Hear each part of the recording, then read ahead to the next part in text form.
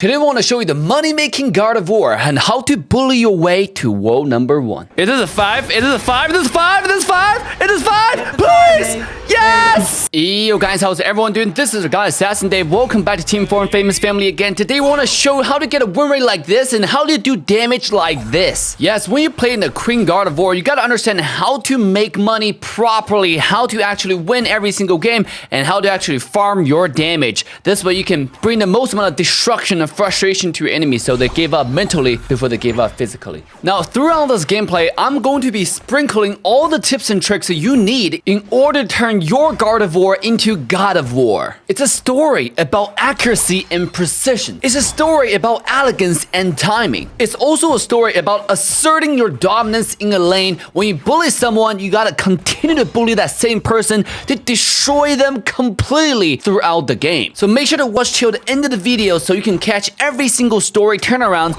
You can carry every single knowledge points to carry into your game so you can dominate some of your matches as well. Right off the bat, you want to go ahead and clear all the jungle, get yourself level 5, come to the top side, and assist your top lane on farming. You do not want to take the farm away from your top lane though. You want to make sure they get as much farm as possible. Now obviously, it's good for a jungler to get level 9 before the first dreadnaw, but when you're playing Gardevoir, being benevolent and generous, you don't really have to get level 9. Level 7 should suffice on dominating the battlefield. And sure enough, after we get to the top side, you gotta work with the top lane to secure the beast altogether. And after the enemy jumps in, you gotta throw your damage at a single target at the same time to destroy them right off the bat. And after you win top, do you just go back to your jungle right away? Yes, sometimes, but a lot of times it's also pretty good to stay top just for a little bit longer, because the second round of monkeys actually spawn around 825, 830-ish. That's another opportunity for you to stay around top to give your top lane even bigger advantage to keep on dominating the battlefield. And sure enough, Assassin Dave stayed top just for long enough to get enemy top laner to 1 HP, so he have to make a recall, and our Merchant can stay top and keep on farming and keep on grinding to get himself a bigger lead going forward. But just when the Dog Cinderace did not know who he's dealing with, he decided to take to the center and start taking some core fish for some nutrition. But no, the Queen claims the land not just in her own jungle, but also in the neutral center area, because we all know everything belongs to the Queen. Now, when I say that, a lot of people don't understand what that means in the game terms. What it means actually is save your skill to last hit. You can see I use my future sight to secure some core fishes out of the expectation from the Cinderace. Cinderace did not see the damage coming at all before he get absolutely obliterated and have to return back to home, which give us a lot more farm and get myself to close to level 9 going to the dreadnaw fight. The truth of the matter is, when you play enough Gardevoir, one thing you gotta pay attention while you're playing is what's the maximum amount of damage that you can do with Gardevoir's future sight. Getting a good feeling of that will drastically increase your chances of winning those skirmishes, winning those engages, winning those core fishes or aldinos or bees to get yourself a lot more farm away from the enemy team. Because in Pokemon Unite, all the farm is neutral. If you get it, means your enemy team do not get it. It's not like you have a set of farm and they have a set of farm, especially the center core fishes or the bottom lane aldinos. All of them are fair games for everybody to grab, so it's very important for you to take advantage of those and then get as much as you can. Use your future sight. When you come to the dreadnaw fight, you can actually throw the future sight on top of the dreadnaw around 35% HP or so. This is the time when your team can dish out the rest of the damage to fill in the blank, and your future sight will make sure it will blow up on top of the dreadnaw at the maximum HP possible to actually secure the dreadnaw for your team's favor. Now, after you dominate the bottom lane, try not to break the bottom tier 1 defense zone. This is very important because you know you have the maximum damage on a singular skill wise, aka the future sight. So if you don't break that tower, there will be a bunch of aldinos spawning in the center area where you can leverage to farm yourself up. If you break that tier 1, what will happen is all the farm will start spawning closer to the other half of the map. If you try to get those, it will put yourself in a vulnerable position for enemy team to dive you or kill you, because there will be enough empty space for them to chase you down. So it's very important for you to not break the tier 1 and just take as much farm as possible. Now understand what I'm trying to say here is more 5-man strategy than a single duo trio strategy, but nonetheless, it's still something that you try to practice as much as you can, especially the last hit threshold on future sight. I like to throw a future sight on top of objective and then wait for a second before I use Moonblast and auto attack to fill in the damage. So this way I guarantee enemy doesn't have a singular skill that can do enough damage to compete on those last hit thresholds. We bully Pikachu all day every day, bottom.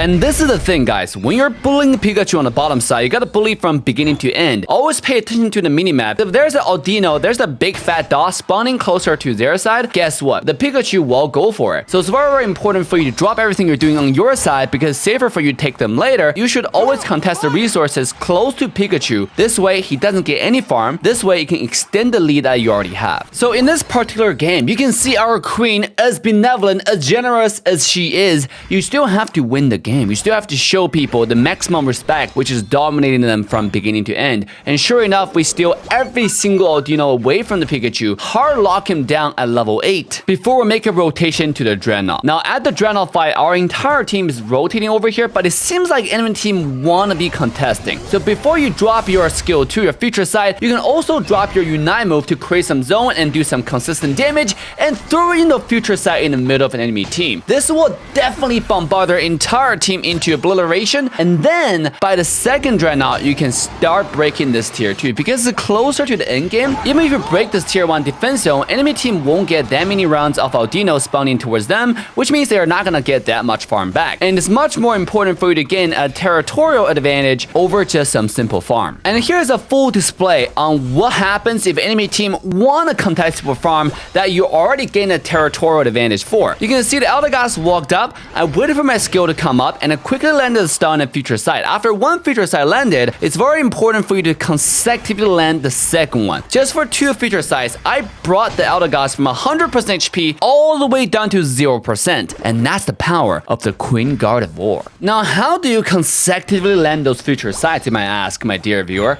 Well, it's actually quite simple. You gotta get in habit of predicting where the enemy are going to go. It's kind of like predicting a dot walking on a straight line. You have to predict the movement. So in this case, it's pretty obvious the enemy team are trying to run away. So what I did is I positioned my future side on their escape path.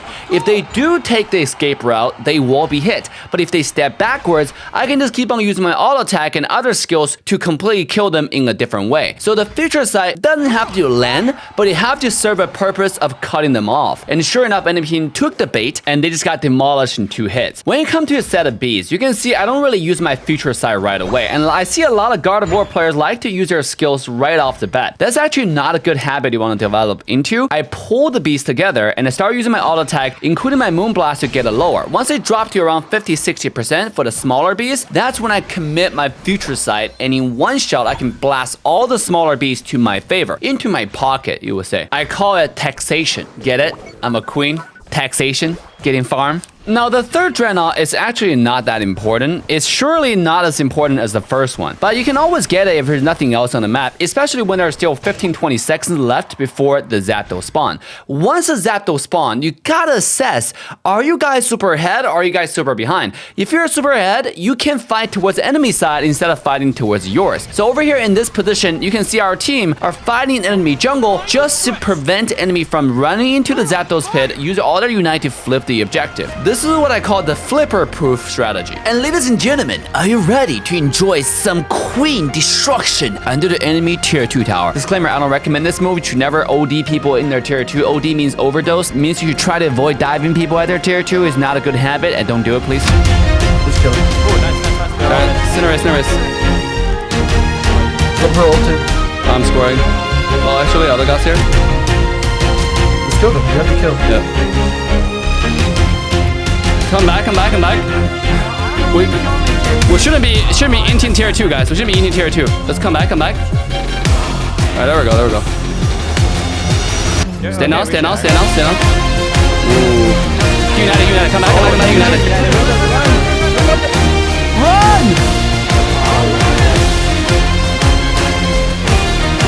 You killed them. I don't know. Okay, I'm gonna reset. I'm so low. Same.